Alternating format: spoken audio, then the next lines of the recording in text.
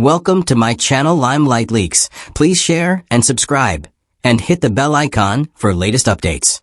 NJ and Morgan made a deal. We're going to turn this thing around. Starting now, it's pretty much my way or the highway. And my way is going to be pretty rough at first. So, everybody here is basically fired. Richard Rawlings finally names the 5 worst employees at Gas Monkey Garage.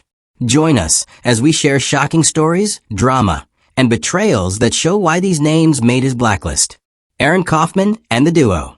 Gas Monkey Garage was built on roaring engines, bold dreams, and Richard Rawlings' nonstop drive to keep the spotlight shining. But as Richard later said, the cars were often easier to handle than the people working beside him. Fans of Fast and Loud saw the laughter, the late nights, lunches, and the finished builds rolling proudly across the screen. What they didn't see were the battles that nearly tore the team apart from the inside. 5 names stand out in particular. Together, their stories showed just how much pressure was hidden behind the cameras. Richard and Aaron Kaufman looked like the perfect pair when Gas Monkey Garage first took off.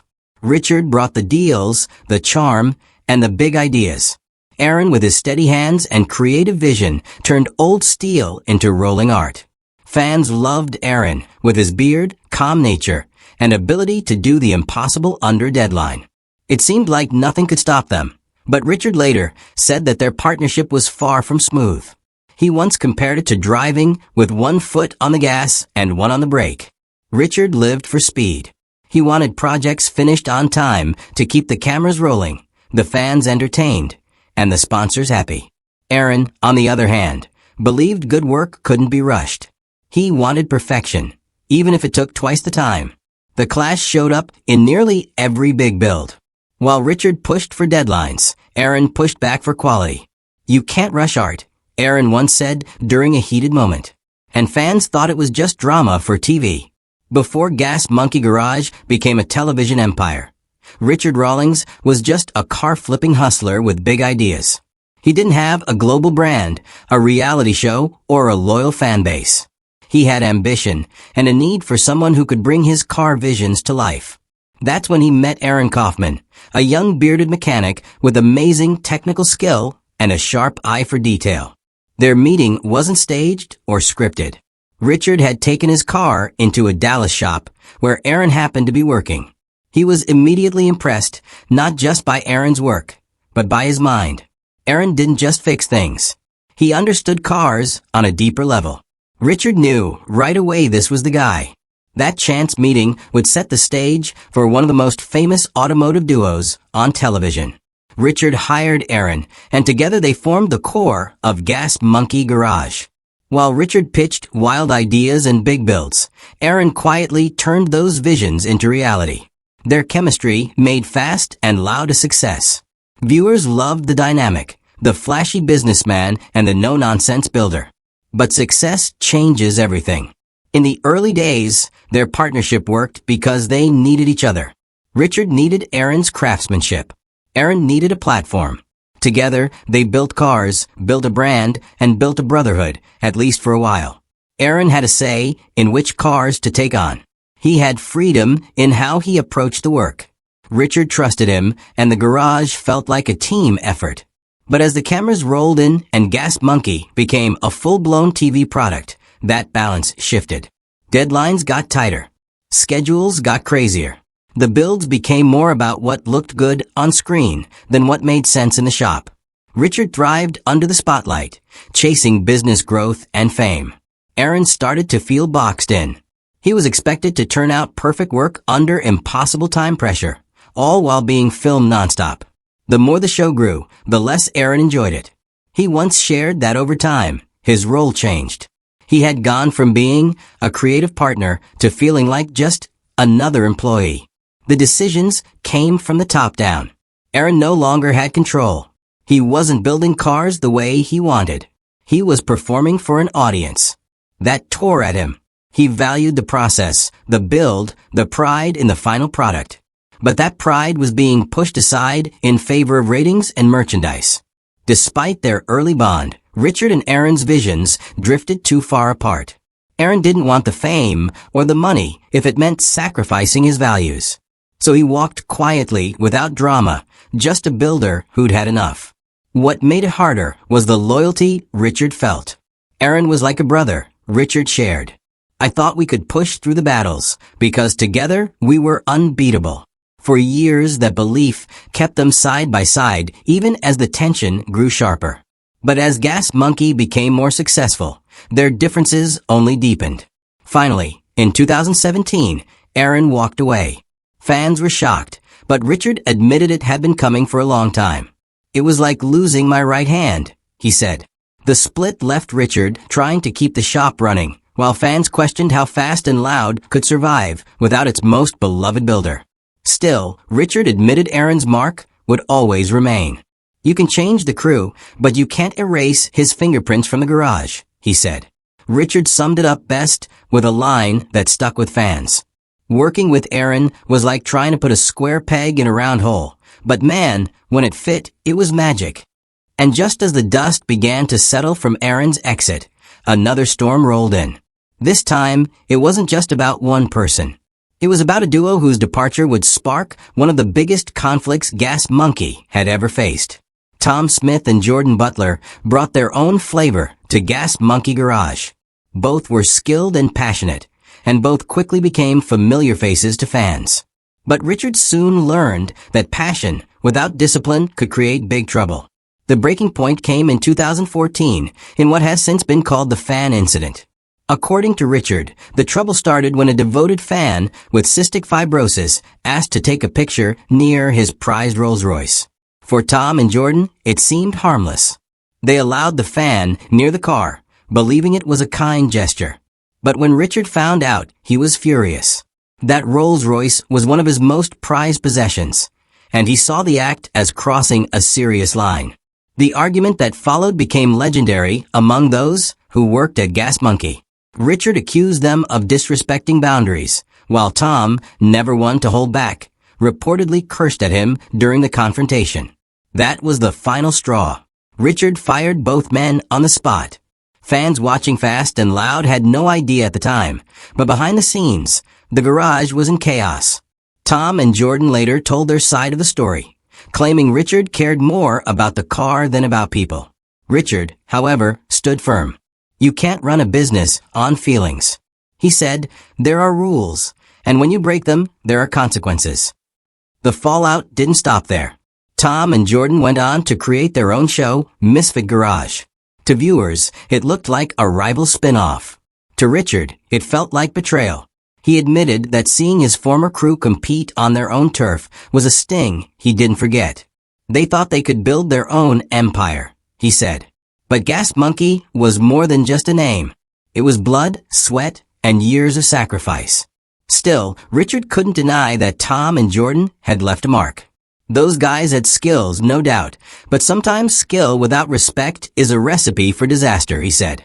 Fans later noticed how certain builds suddenly ended, leaving questions about why they were never finished. The answer, Richard revealed, was simple. The people behind them were gone. Looking back, Richard admitted he learned something important from the incident. It showed me that loyalty has to go both ways. You can't give someone your trust if they don't give you respect. That lesson stayed with him long after Tom and Jordan moved on. And of course, Richard couldn't resist adding a touch of humor, even about one of his toughest moments. They say you should never let anyone drive your car. He laughed. I learned you shouldn't even let them stand too close to it. Fans often ask if Richard regrets firing Tom and Jordan so quickly. His answer is always short. No. But he admits the drama that followed proved how unpredictable life at Gas Monkey could be. Richard often reminds people that these stories are not about revenge, but about truth. You can't tell the story of Gas Monkey without telling the hard parts, he explained. And the stories of Aaron, Tom, and Jordan were some of the hardest of all. If you think these three shook things up, just wait until you hear about the next two employees from Gas Monkey Garage, whose presence brought even more unexpected twists to the story. Looking back, the stories of Aaron, Tom, and Jordan showed just how much Gas Monkey Garage was shaped by more than just the cars. These men left behind both unforgettable memories and unforgettable drama.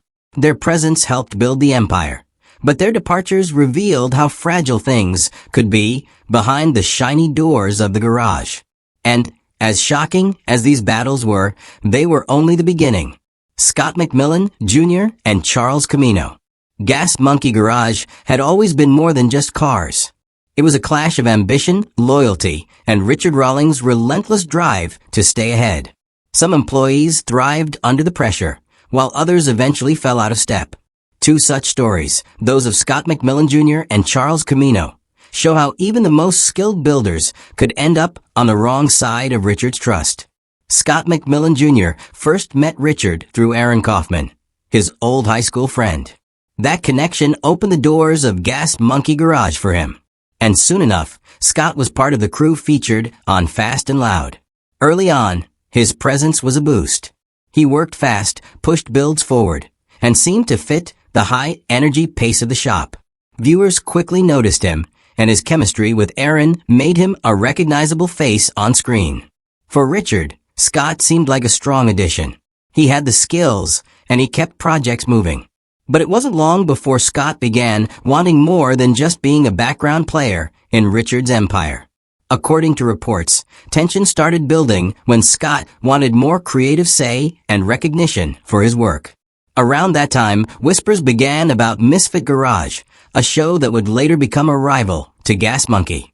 Scott became a central figure there, and fans connected the dots that his ambitions were bigger than what Richard was willing to share. The split wasn't dramatic on camera, but behind the scenes, it was no small matter.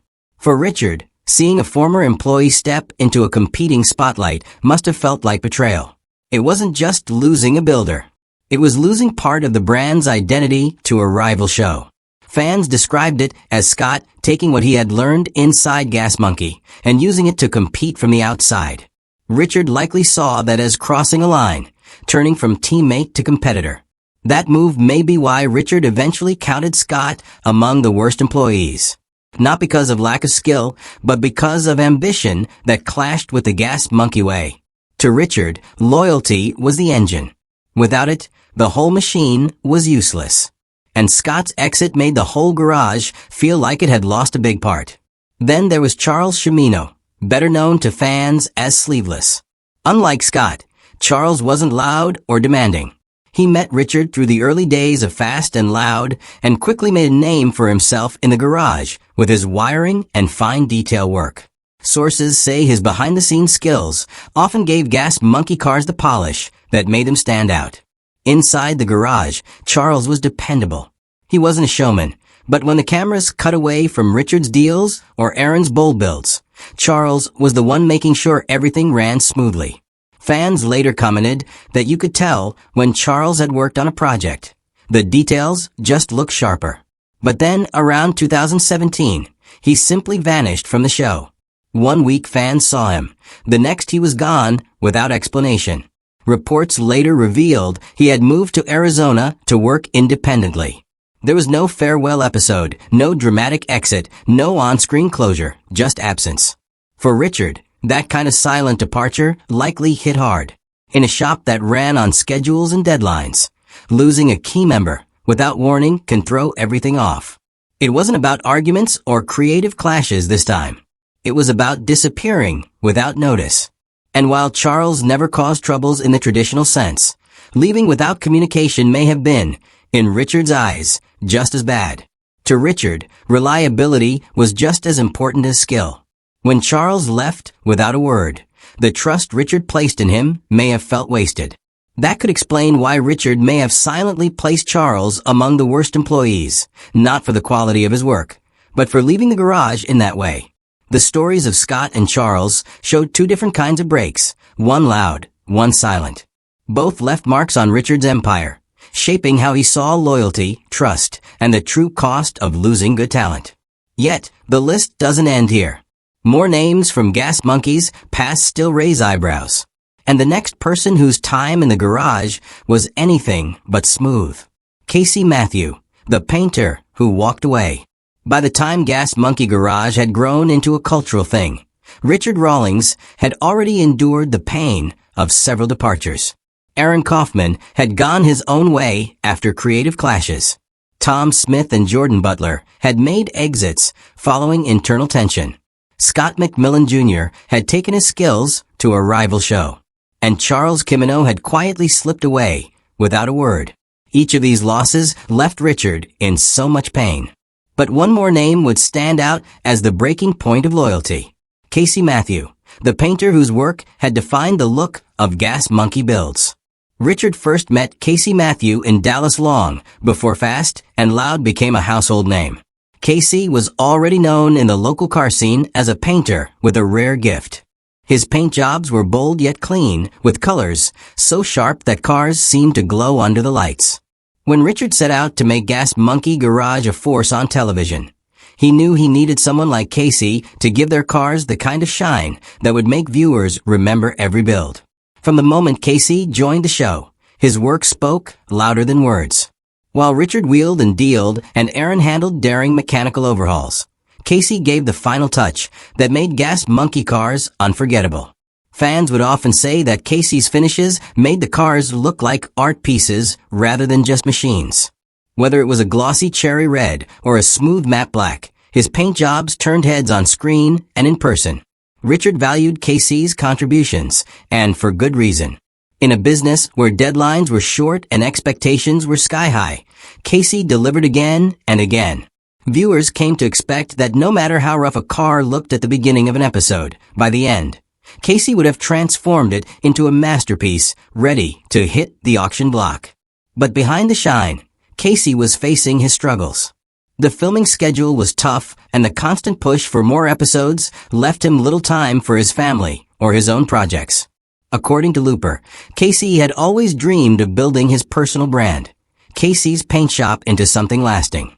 The fame from Fast and Loud gave him the platform, but it also tied him down to Richard's vision, leaving little room for his own goals. Around the year 2015, Casey made a decision that shocked fans. He walked away from Gas Monkey Garage and returned to his own shop full-time. For viewers, it looked like a clean break, but for Richard, it was a major blow. Gas Monkey was at its peak, and losing the painter who had become synonymous with its success felt like losing part of the garage's soul. Richard rarely spoke in detail about Casey's departure, but the silence said a lot.